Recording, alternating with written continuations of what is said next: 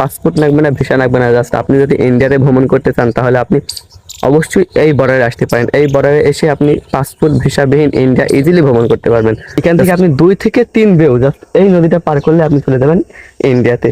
So আমি বলবো যারা ইন্ডিয়া ভ্রমণ করতে চান পাসপোর্ট ভিসাবিহীন, সো তারা আপনারা এই আমি যেখানে দাঁড়িয়ে আছি এখানে মূলত চলে আসতে পারেন। জাস্ট এখানে চলে আসলে আপনি ইন্ডিয়াতে চলে যেতে পারবেন। পেসপ্যানে যে নদীটা দেখতে পাচ্ছেন, জাস্ট আমি এখন আবডাল হয়ে আছি ইন্ডিয়ার বিসিএফ এর আড়াল হয়ে, কারণ হচ্ছে আমার পেছনে একটা মাছা রয়েছে, জাস্ট ওই মাছাতে বিজিবি বসে রয়েছে, বিসিএফ বসে আছে, ইন্ডিয়ার BCF. Just hello WhatsApp guys, I come back to আসমাউল ইউনিউ another blog video right now. এখন আমি অবস্থান করছি বাংলাদেশ, আর আমার পেছনে যেগুলো দেখতে পাচ্ছেন এটা হচ্ছে ইন্ডিয়া। জাস্ট আমি বলেছিলাম বাংলাদেশ ইন্ডিয়া পাসপোর্ট ভিসাবিহীন কেমন করে ভ্রমণ করবেন, চতুর্থ পর্বে আপনাকে স্বাগতম। সো ভিডিওটা সম্পূর্ণ দেখুন আর ইউটিউব চ্যানেলটা অবশ্যই সাবস্ক্রাইব করুন, কারণ আজকেকার এই ভিডিওটা চলেছে ইন্টারেস্টিং, কারণ আমি আজকে বাংলাদেশ থেকে ইন্ডিয়াতে প্রবেশ করবো পাসপোর্ট ভিসাবিহীন।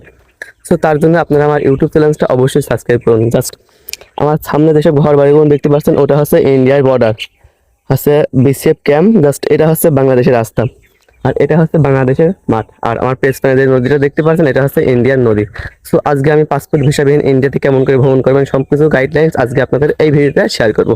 So let's go.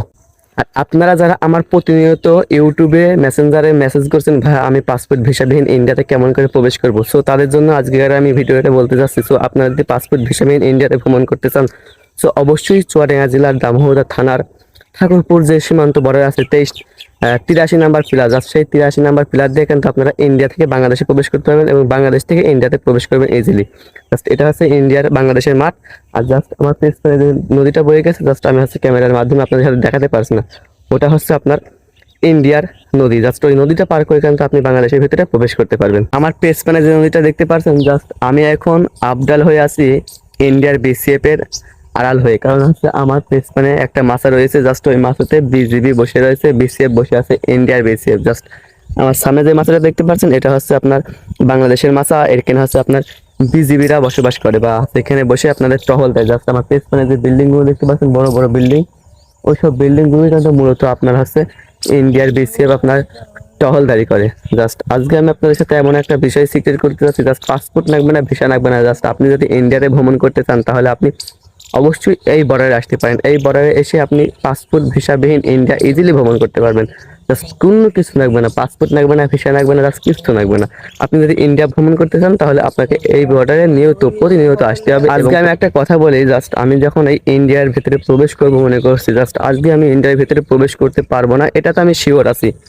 কারণ হচ্ছে সিসি ক্যামেরা দিয়েছে আপনার, তারপর হচ্ছে প্রচুর পরিমাণে টহলদারি চলছে এই বর্ডারে। এই যে বর্ডার দিয়ে আমি হচ্ছে বাংলাদেশ থেকে ইন্ডিয়াতে প্রবেশ করব, সেই কারণে আমি ওখানে ইন্ডিয়াতে প্রবেশ করতেছি না। জাস্ট আজকে আমি আপনাদের দেখাবো কোনে সিকিউরিটি রয়েছে, সিসি ক্যামেরা রয়েছে, সম্পূর্ণ ডিটেলস আপনারা আগে আমার এই ব্লগ ভিডিওতে দেখতে পাবেন। সো অবশ্যই আপনারা আমার ইউটিউব চ্যানেলটা সাবস্ক্রাইব করুন।